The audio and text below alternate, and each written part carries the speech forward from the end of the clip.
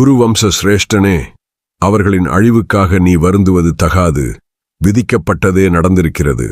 அந்த மகாவீரர்களின் விதியும் இதுவே. ஸ்ரீகிருஷ்ணன் இந்த விதியை கலங்கடிக்க முழுவதும் தகுந்தவெனினும் அது நடக்க வேண்டும் என்று அனுமதித்து விட்டான். கோவிந்தன் அசையும் மற்றும் அசையாத உயிரினங்கள் அனைத்துடன் கூடிய அண்டத்தின் போக்கையே மாற்றக்கூடியவன். மகாத்மாக்களான பிராமணர்களின் சாபத்தை குறித்துச் சொல்ல வேறென்ன இருக்கிறது? எவன் உன் மீது கொண்ட அன்பின் மூலம் சக்கரம் மற்றும் கதாயுதம் தரித்துக்கொண்டு உன் முன்பு செல்வானோ அவன் 4 கரம் கொண்ட புராதனமான வாசுதேவன் ஆவான்.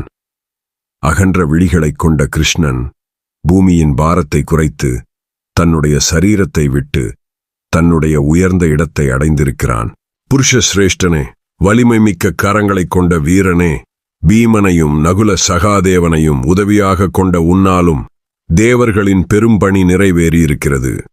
குரு குலத்தில் புகழ் பெற்றவனே, நீயும் உன் சகோதரர்களும் உங்களுடைய வாழ்வின் பெரும் நோக்கத்தை நிறைவேற்றிவிட்டதால் நீங்கள் அனைவருமே வெற்றி மகுடம் சூட்டப்பட்டவர்களென நான் உங்களை கருதுகிறேன். பாரதா, ஒருவனுக்கு நல்ல காலம் நடக்கும்போது புத்தியும் ஆற்றலும் தொலைநோக்கு பார்வையும் எழுகிறது. அவனுக்கே எதிர்மறையான கெட்ட காலம் வரும்போது புத்தியும் ஆற்றலும் தொலைநோக்கு பார்வையும் வேலை செய்யாமல் மறைந்து போகும்.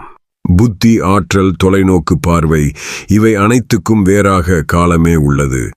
தனஞ்சயா, உண்மையில் காலமே அண்டத்தின் வித்தாகும். மேலும் காலமே தன் விருப்பப்படி அனைத்தையும் ஈர்க்கிறது.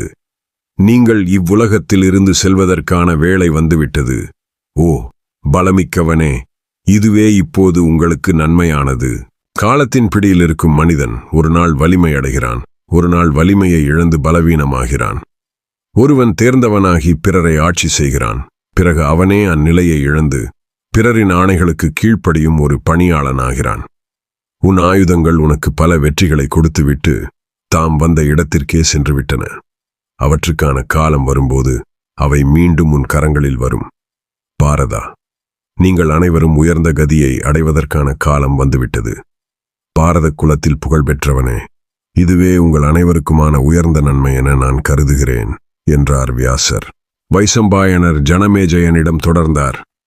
அளவிலா சக்தி கொண்ட வியாசரின் இந்த வார்த்தைகளை கேட்ட அர்ஜுனன் அவரது அனுமதியை பெற்றுக்கொண்டு யானையின் பெயரால் அழைக்கப்படும் ஹஸ்தினாபுர நகரத்திற்கு திரும்பினான்.